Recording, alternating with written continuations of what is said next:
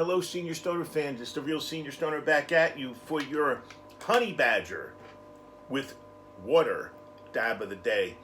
Today is Saturday. Hello, everybody. If you enjoyed today's video, don't forget to hit that subscribe button. Send me some likes, please. Good for the channel. And also, please shoot me all your comments. I love to reply to them. Let's get started with the topic of the day. Everyone in the world has relationships, some sort of relationship. So guess what? We need to improve our relationships, don't we? Think what's happened in the last year and a half in America. Think what's happened to people's relationships.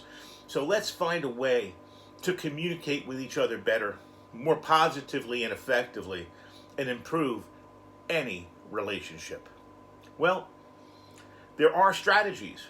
There are ways that you can improve communication. Let's start. Withhold criticism. That's right. So much communication in the world involves put downs and highlighting what somebody's not doing right. The end result is just an offensive attack. And the defensive partner here eventually makes the demise of a relationship. So instead of being critical, focus on positively reinforcing what your partner's doing right and offer constructive criticism when it comes to things that could be improved. Think about the words you use. When you try to give feedback, try to do it in a positive way. Try not to apply pressure. Try to use carefully worded guidance. And you know what? You'll get better results with your relationships. Own your statements. What you have to say will be much more powerful and hopefully better heard if you own it with an I statement. For example, I feel sad. I feel happy. The reason for this is taking responsibility for your feelings and perspectives empowers us to find better solutions, and you'll be better heard by other people.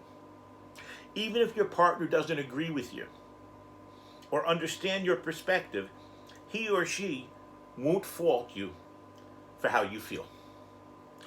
You need to be willing to receive feedback.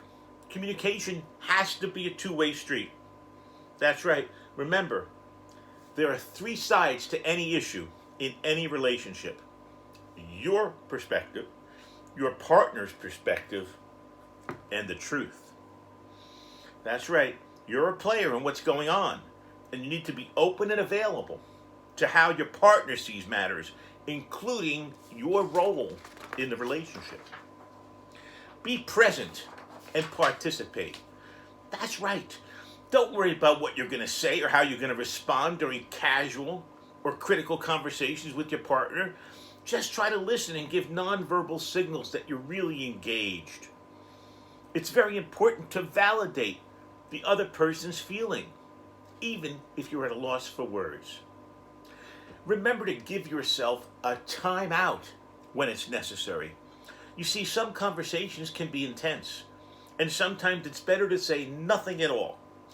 It doesn't mean, however, that you should simply stop addressing issues. Know that it's fine to say things certain ways. And also, revisit the conversation at an appropriate time when the sound levels are reduced. Try not to interrupt another person in a relationship when they're talking. You know-it-alls, trying to give tips to the partner or the other person. You got to listen to yourself. And you'd be surprised at how many times we interrupt other people. I do it all the time. And if you're more mindful about it, no matter what the topic, with a little practice, you can interrupt less. Keep your tone in check. Boy, I am a tonal person. It really upsets me, tone. So during casual, everyday interactions like a phone call, sound engaged. Try not to sound distracted. Be glad to making small talk with the person you have a relationship with. During intense conversations, try to avoid using domineering, hostile, or overly sarcastic tones. And try not to minimize another person's fears, worries, or dreams. Always remember in a relationship to ask.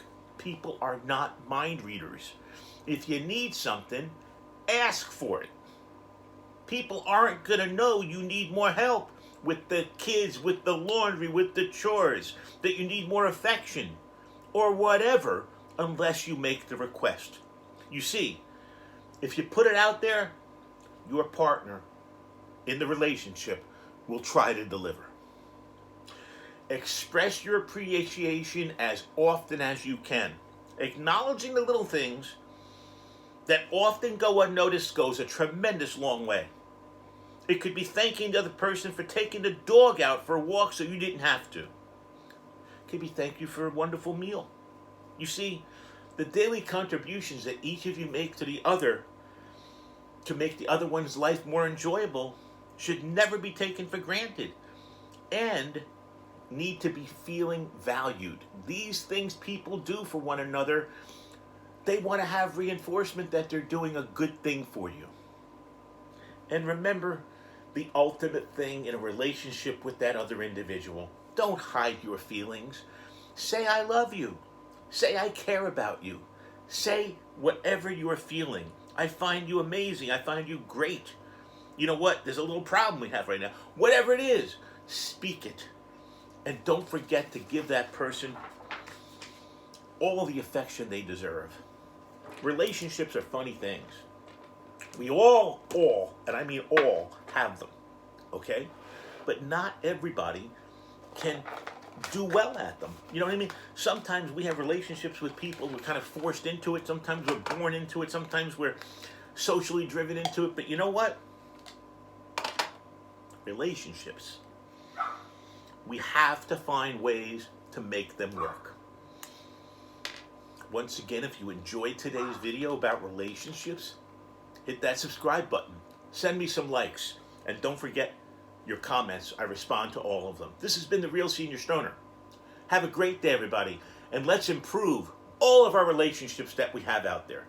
Cheers.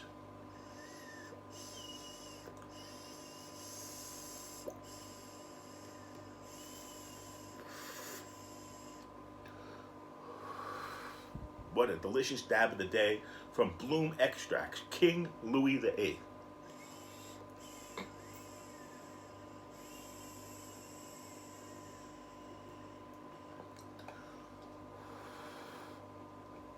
Cheers, everybody. Have a great day.